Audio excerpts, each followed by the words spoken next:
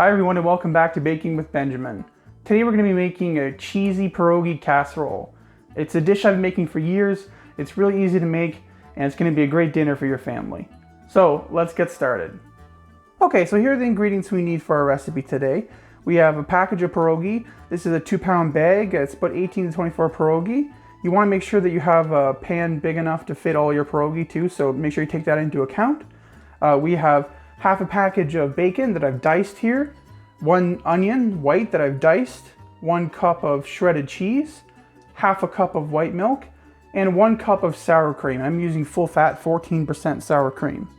Now we have all this, let's go ahead and get started cooking our food. So now what we're gonna do, we're gonna go ahead and boil our pierogi, and then we're going to fry our onion along with our bacon, and then I'll be back in a flash when that's done. So our bacon and onion are done, our pierogis are all done. So what we're going to do now, we're going to grab our pot with pierogi, and we are going to get our half cup of milk, and we're going to pour this in first.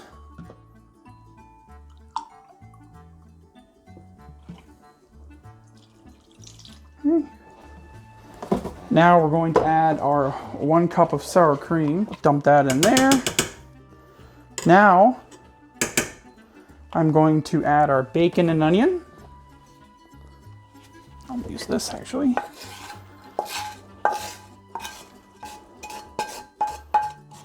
And our cheese.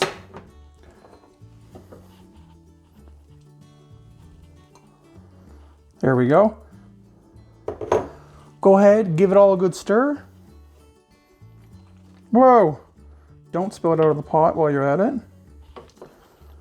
So the reason we do this is to create a nice coating mixture around all the pierogi. The milk is going to help it not stick together quite so much. Once the cheese melts and this all sort of comes together, it's going to form a delicious pierogi base. Rather, a delicious cheese base with the pierogi sort of as the main show. So now we are going to take our casserole dish here. We're not going to oil it or anything. We're just going to dump this all straight in. It's a good amount in there. Perfect size for this casserole dish. Okay, so now we have our casserole all ready. If you feel so inclined, you can add an extra layer of cheese on it. I really honestly don't feel like it needs it. It's already got a lot of cheese in there. So give it a good shake.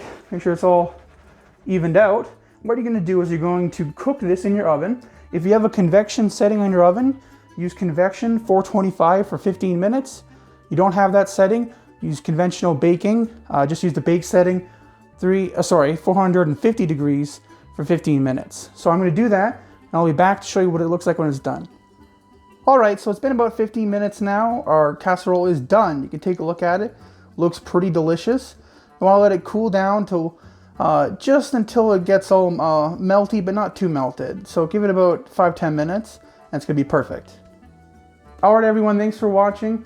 Make sure to like and subscribe for more. I'll be back soon with more great desserts and meals, and I'll see you next time.